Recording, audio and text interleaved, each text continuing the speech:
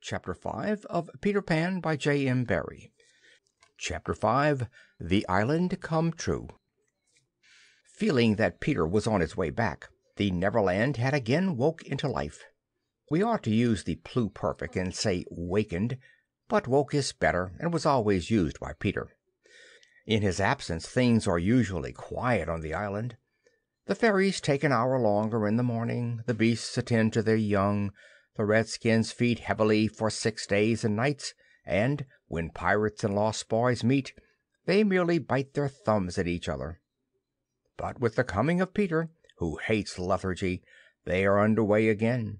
If you put your ear to the ground now, you would hear the whole island seething with life.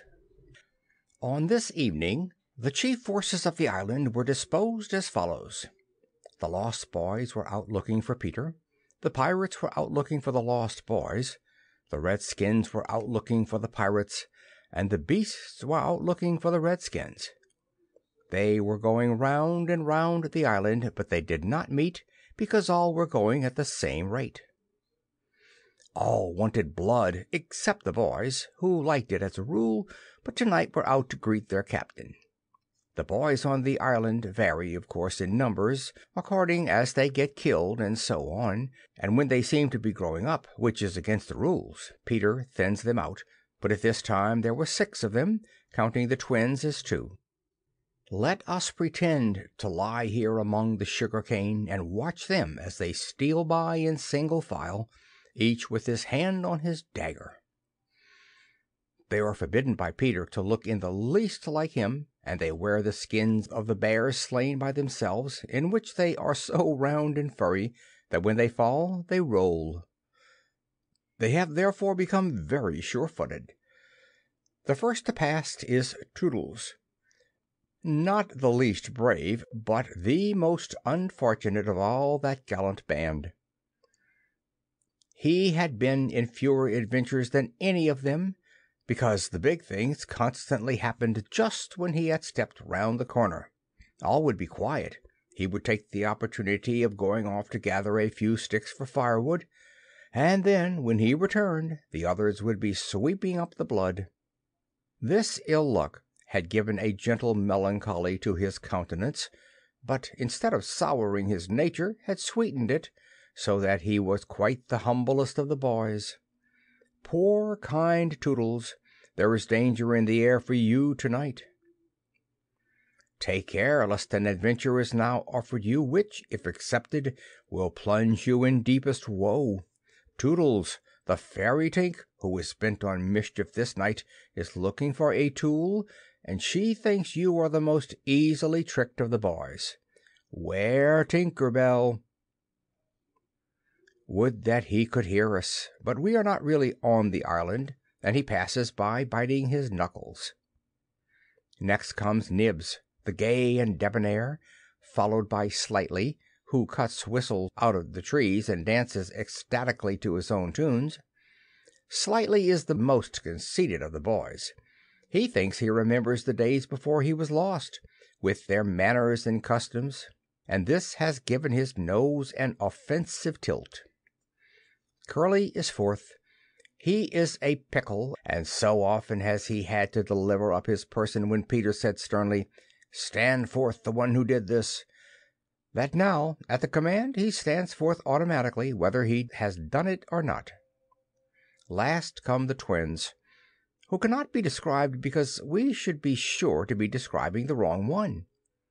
Peter never quite knew what twins were, and his band were not allowed to know anything he did not know, so these two were always vague about themselves, and did their best to give satisfaction by keeping close together in an apologetic sort of way. The boys vanish in the gloom, and after a pause, but not a long pause, for things go briskly on the island, come the pirates on their track. We hear them before they are seen, and it is always the same dreadful song. "Avast belay, yo ho, heave to, a pirating we go, and if we're parted by a shot, we're sure to meet below." A more villainous-looking lot never hung in a row on execution dock. Here, a little in advance, ever and again with his head to the ground listening, his great arms bare, pieces of 8 in his ears as ornaments, is the handsomest Italian Cecco, who cut his name in letters of blood on the back of the governor of the prison at Gao. That gigantic black behind him has had many names since he dropped the one with which dusky mothers still terrified their children on the banks of the Guajamo. Here is Bill Jukes, every inch of him tattooed, the same Bill Jukes who got 6 dozen on the Walrus from Flint before he would drop the bag of moidores, and Cookson, said to be Black Murphy's brother, but this was never proved, and Gentleman Starkey, once an usher in a public school, and still dainty in his ways of killing, and Skylights, Morgan's Skylights, and the Irish boatswain Smee, an oddly genial man, who stabbed, so to speak, without offence, and was the only nonconformist in Hook's crew, and Noodler, whose hands were fixed on backwards, and Robert Mullins and Alf Mason and many other ruffian long known and feared on the Spanish Main. In the midst of them, the blackest and largest in that dark setting, reclined James Hook, or as he wrote himself, Jay's Hook, of whom it is said he was the only man that the sea cook feared. He lay at his ease in a rough chariot, drawn and propelled by his men, and instead of a right hand he had the iron hook, with which ever and anon he encouraged them to increase their pace. As dogs this terrible man treated and addressed them, and as dogs they obeyed him. In person he was cadaverous and black-avised, and his hair was dressed in long curls, which at a little distance looked like black candles, and gave a singularly threatening expression to his handsome countenance. His eyes were of the blue of the forget-me-not, and of a profound melancholy, save when he was plunging his hook into you, at which time 2 red spots appeared in them and lit them up horribly. In manner, something of the Grand Seigneur still clung to him, so that he even ripped you up with an air, and I have been told that he was a raconteur of repute. He was never more sinister than when he was most polite, which is probably the truest test of breeding, and the elegance of his diction, even when he was swearing, no less than the distinction of his demeanor, showed him one of a different caste from his crew. A man of indomitable courage, it was said that the only thing he shied at was the sight of his own blood, which was thick and of an unusual color. In dress he sometimes aped the attire associated with the name of Charles II, having heard it said in some earlier period of his career that he bore a strange resemblance to the ill-fated Stuarts, and in his mouth he had a holder of his own contrivance, which enabled him to smoke 2 cigars at once. But undoubtedly the grimmest part of him was his iron claw. Let us now kill a pirate to show Hook's method. Skylights will do. As they pass, Skylights lurches clumsily against him, ruffling his lace collar. The hook shoots forth. There is a tearing sound and one screech. Then the body is kicked aside and the pirates pass on. He has not even taken the cigars from his mouth. Such is the terrible man against whom Peter Pan is pitted. Which will win? On the trail of the pirates, stealing noiselessly down the warpath, which is not visible to inexperienced eyes, come the redskins, every one of them with his eyes peeled. They carry tomahawks and knives, and their naked bodies gleam with paint and oil. Strung around them are scalps of boys as well as of pirates, for these are the Pickaninny tribe, and not to be confused with the softer-hearted Delawares or the Hurons. In the van, on all fours, is Great Big Little Panther, a brave of so many scalps that in his present position they somewhat impede his progress. Bringing up the rear, the place of greatest danger, comes Tiger Lily, proudly erect, a princess in her own right. She is the most beautiful of dusky Dianas, and the belle of the pickaninnies, coquettish, cold, and amorous by turns. There is not a brave who would not have the wayward thing to wife, but she staves off the altar with a hatchet. Observe how they pass over fallen twigs without making the slightest noise. The only sound to be heard is their somewhat heavy breathing. The fact is that they are all a little fat just now, after the heavy gorging, but in no time they will work this off. For the moment, however, it constitutes their chief danger. The redskins disappear as they have come, like shadows, and soon their place is taken by the beasts. A great and motley procession, lions, tigers, bears, and the innumerable smaller savage things that flee from them. For every kind of beast, and more particularly all the man-eaters, live cheek by jowl on the favored island. Their tongues are hanging out. They are hungry tonight. When they have passed, comes the last figure of all, a gigantic crocodile. We shall see for whom she is looking presently. The crocodile passes, but soon the boys appear again, for the procession must continue indefinitely until one of the party stops or changes its pace. Then quickly they will all be on top of each other. All are keeping a sharp lookout in front, but none suspects that the danger may be creeping up from behind. This shows how real the island was. The first to fall out of the moving circle was the boys. They flung themselves downward on the sward close to their underground home. "I do wish Peter would come back," every one of them said nervously, though in height and still more in breadth they were all larger than their captain. "I am the only one who is not afraid of the pirates," Slightly said, in the tone that prevented his being a general favorite. But perhaps some distant sound disturbed him, for he added hastily, "But I wish he would come back and tell us whether he has heard anything more about Cinderella." They talked of Cinderella, and Toodles was confident that his mother must have been very like her. It was only in Peter's absence that they could speak of mothers, the subject being forbidden by him as silly. "All I remember about my mother," Nibs told them, "is that she often said to my father, 'Oh, how I wish I had a checkbook of my own.' I don't know what a checkbook is, but I should just love to give my mother one." While they talked they heard a distant sound. You or I, not being wild things of the wood, would have heard nothing, but they heard it, and it was the grim song, yo ho, the pirate life, the flag of skull and bones, a merry hour, a hempen rope, and hey for Davy Jones. At once the lost boys. But where are they? They are no longer there. Rabbits could not have disappeared more quickly. I will tell you where they are. With the exception of Nibs, who has darted away to reconnoiter, they are already in their home under the ground, a very delightful residence of which we shall see a good deal presently. But how have they reached it?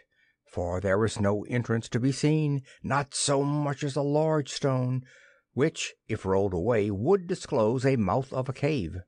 Look closely, however, and you may note that there are here 7 large trees, each with a hole in its hollow trunk as large as a boy. These are the 7 entrances to the home underground, for which Hook has been searching in vain these many moons. Will he find it tonight? As the pirates advanced, the quick eye of Starkey sighted Nibs disappearing through the wood, and at once his pistol flashed out. But an iron claw gripped his shoulder. "Captain, let go!" he cried, writhing. Now, for the first time, we hear the voice of Hook. It is a black voice. "Put back that pistol first," it said threateningly. "It was one of those boys you hate. I could have shot him dead." "Aye, and the sound would have brought Tiger Lily's redskins upon us. Do you want to lose your scalp?" "Shall I go after him, Captain?" asked pathetic Smee, "and tickle him with Johnny Corkscrew?" Smee had pleasant names for everything, and his cutlass was Johnny Corkscrew because he wiggled it in the wound. One could mention many lovable traits in Smee. For instance, after killing, it was his spectacles he wiped instead of his weapon. "Johnny's a silent fellow," he reminded Hook. "Not now, Smee," Hook said darkly. "He is only one, and I want to mischief all the 7. Scatter and look for them." The pirates disappeared among the trees, and in a moment their captain and Smee were alone. Hook heaved a heavy sigh, and I know not why it was. Perhaps it was because of the soft beauty of the evening, but there came over him a desire to confide to his faithful bo'sun the story of his life. He spoke long and earnestly, but what it was all about Smee, who was rather stupid, did not know in the least. Anon he caught the word Peter. "Most of all," Hook was saying passionately, "I want their Captain Peter Pan. 'Twas he cut off my arm." He brandished the hook threateningly. "I've waited long to shake his hand with this. Oh, I'll tear him." "And yet," said Smee, "I have often heard you say that hook was worth a score of hands for combing the hair and other homely uses." "Aye," the captain answered. "If I was a mother I would pray to have my children born with this instead of that." And he cast a look of pride upon his iron hand and one of scorn upon the other. Then again he frowned. "Peter flung my arm," he said, wincing, "to a crocodile that happened to be passing by." "I have often," said Smee, "noticed your strange dread of crocodiles." "Not of crocodiles," Hook corrected him, "but of that one crocodile." He lowered his voice. "It liked my arm so much, Smee, that it has followed me ever since, from sea to sea and from land to land, licking its lips for the rest of me." "In a way," said Smee, "it's sort of a compliment." "I want no such compliments," Hook barked petulantly. "I want Peter Pan, who first gave the brute its taste for me." He sat down on a large mushroom, and now there was a quiver in his voice. "Smee," he said huskily, "that crocodile would have had me before this, but by a lucky chance it swallowed a clock which goes tick, tick inside it, and so before it can reach me I hear the tick and bolt." He laughed, but in a hollow way. "Some day," said Smee, "the clock will run down, and then he'll get you." Hook wetted his dry lips. "Aye," he said, "that's the fear that haunts me."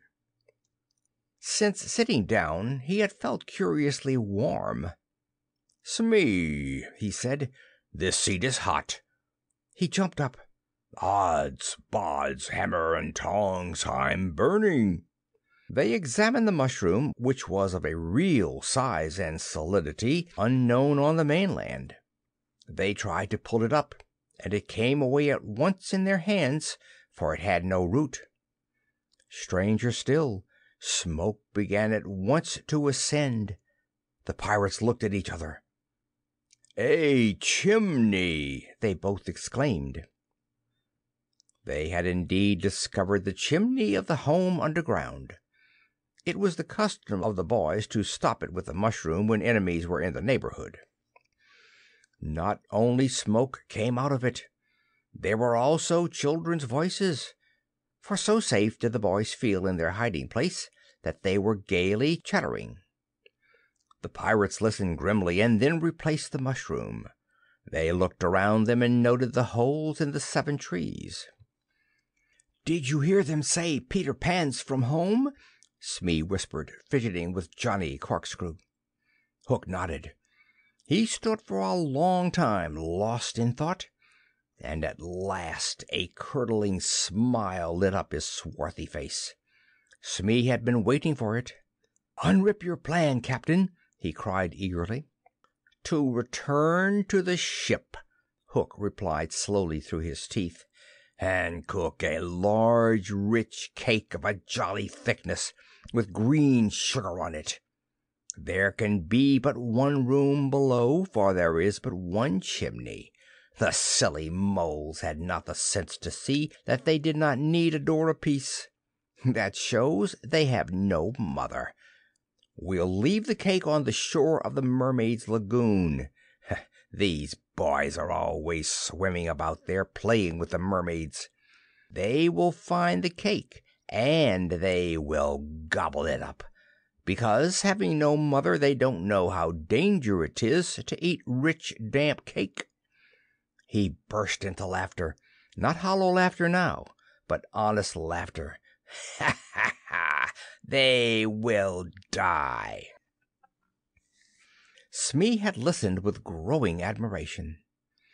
"It's the wickedest, prettiest policy I ever heard of," he cried, and in their exultation they danced and sang. "Avast belay when I appear, by fear they're overtook. Naught's left upon your bones when you have taken claws with Hook." They began the verse, but they never finished it, for another sound broke in and stilled them. There was at first such a tiny sound that a leaf might have fallen on it and smothered it, but as it came nearer it was more distinct. Tick, tick, tick, tick. Hook stood shuddering, one foot in the air. "The crocodile!" he gasped, and bounded away, followed by his bo'sun. It was indeed the crocodile. It had passed the redskins, who were now on the trail of the other pirates. It oozed on after Hook. Once more the boys emerged into the open, but the dangers of the night were not yet over, for presently Nibs rushed breathlessly into their midst, pursued by a pack of wolves. The tongues of the pursuers were hanging out. The baying of them was horrible. "Save me! Save me!" cried Nibs, falling on the ground. "But what can we do? What can we do?" It was a high compliment to Peter that at that dire moment their thoughts turned to him. "What would Peter do?" they cried simultaneously. Almost in the same breath they cried, "Peter would look at them through his legs." And then, "Let us do what Peter would do." It is quite the most successful way of defying wolves, and as one boy they bent and looked through their legs. The next moment is the long one, but victory came quickly, for as the boys advanced upon them in the terrible attitude, the wolves dropped their tails and fled. Now Nibs rose from the ground, and the others thought that his staring eyes still saw the wolves. But it was not wolves he saw. "I have seen a wonderfuller thing," he cried, as they gathered round him eagerly. "A great white bird. It is flying this way." "What kind of a bird do you think?" "I don't know," Nibs said, awestruck, "but it looks so weary, and as it flies it moans, 'Poor Wendy!'" "Poor Wendy? I remember," said Slightly instantly. "There are birds called Wendies." "See, it comes!" cried Curly, pointing to Wendy in the heavens. Wendy was now almost overhead, and they could hear her plaintive cry. But more distinct came the shrill voice of Tinker Bell. The jealous fairy had now cast off all disguise of friendship, and was darting at her victim from every direction, pinching savagely each time she touched. "Hullo, Tink!" cried the wondering boys. Tink's reply rang out, "Peter wants you to shoot the Wendy." It was not in their nature to question when Peter ordered. "Let us do what Peter wishes," cried the simple boys. "Quick, bows and arrows!" All but Tootles popped down their trees. He had a bow and arrow with him, and Tink noted it and rubbed her little hands. "Quick, Toodles, quick!" she screamed. "Peter will be so pleased." Toodles excitedly fitted the arrow to his bow. "Out of the way, Tink!" he shouted, and then he fired, and Wendy fluttered to the ground with an arrow in her breast. Chapter 6